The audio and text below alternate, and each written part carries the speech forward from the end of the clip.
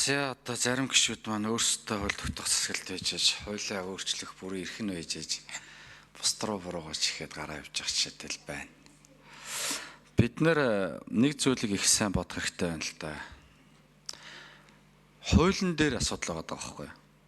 Гэр бүл хөдөлмөрийн нийгмийн хамгааллын яам энийг ерөөсөө хөндөж ярихгүй байна та нар. Хуулинд чинь тодорхой салбар чиглэлүүдээр цалингийн хэмжээ нэмэгдлүүдийг ялгамжтай байдлаар тогтоох асуудал чи их сурвалж тэнд яваад байгаа шүү дээ. Энд чинь нэгдсэн бодлого байхгүй байна гэж миний хэлээд байгаа энэ ихгүй. Энийг нэгдүгээр янзлах хэрэгтэй. Тэгэхгүй бол өнөөдөр бид нар ингээд муудалцаад юм шиг ингээд сууж байгаа асуудал 10 жилийн дараа бид нар ингээд сууж байна. Манай байгаль орчны салбарын тухайлбал манай байгаль орчны салбарын цалин мөнгө хуулинд тодорхойлон тусгагдаж чадахгүй байгаа учраас нэмэгдлүүд тодорхойлон тусгагдаж чадахгүй байгаа учраас энийг та хуулинд оруулж өгөөч гэж лоббиддаг байхгүй. Тэгээ энэ үнэн шүү. Тэгээ гэр бүл хөдөлмөрийн нийгмийн хамгааллын яам энэ дээрээ одоо нэгдсэн бодлого гаргаж ажиллах хэрэгтэй гэж би харж байгаа. Хоёрдугаарт ажлын хэсэг ажилласан баярлалаа. Гэхдээ энэ дээр нэг зүйл дутуу байна шүү дээ эсгийнхаа. Ямар хуулиас улбаатаагаар ийм асуудал үүсчээд байгаа юм бэ гэдэг дүгнэлтэн дотроо хууль эргэжсэн үндэс заалтуудыг та хэд маань оруулж өгөхгүй бол зүгээр тооцоол хийсэн хийсвэр ажил болчиход байгаа байхгүй. Сангийн яамнаас, эдийн засгийн хөгжлийн яамнаас, Монгол банкнаас, гэр бүл хөдөлмөрийн нийгмийн хамгааллын яамнаас авсан ярьж байгаа хэлбэр дээр нь дүгнэлтээ бичээд оруулж ирээд хахаар надад чинь олигтой ахиц бол гарахгүй гэдгийг хэлчих. Тэгээ энийг бол хэдүүл ахаад засаж сайжруулад явах хэрэгтэй гэдэг юм зарчим дээр байна. Гуравдугаарт өргөдлийн байнгын хороо бид нар чадахч хэрэгтэй байна.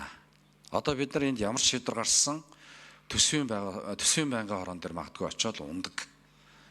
Тэгэхээр бид нар энд яг суусны хэрэг байгаа юу гэдэг асуудал өндөгдөж байгаа.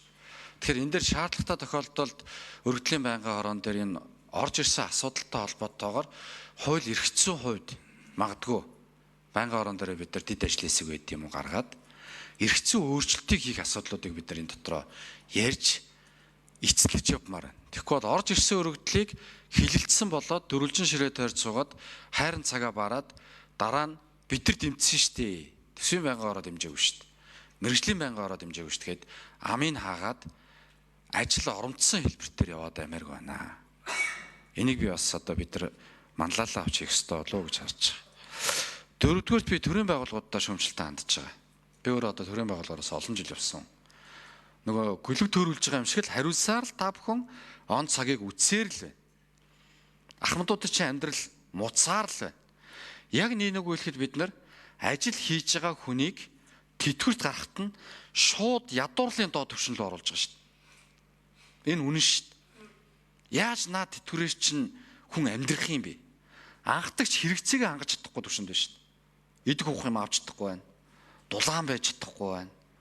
За одоо тэр байр савны үр зээл бол бүр дүүрсэн. За яаж хийж яагаад нэг өвчнөдөө нэг хэдэн дөрөвсөг зарцуулж чад боломжийг л хангаж байгаа. Тэгээ бид нар энэ анхдагч хэрэгцээг нь ядаж хангах түвшин дээр төр иргэдийнхээ төлөө ажиллах дээр төрийн байгууллагууд ажиллаад өгөөч. Шийдэлтэй байгаач. Бити өөрсдийнхөө бодлогыг хамгаалагчийн байр суурин дээр байгаад байгаач. Гарч шийдэл рүүгээ ажиллаач гэдгийг уриалмаар. Тэгээ энэ дээр бол ажлын хэсэг байгуулад эцэлт нь хэдүүлэл явах ёстой гэдэг юм саналыг ажлын хэсэг байнгын хорон дарагтаас уламжилж байна. Тэгээ бид нар бол нэг тал шүү. Бид нар нэг тал.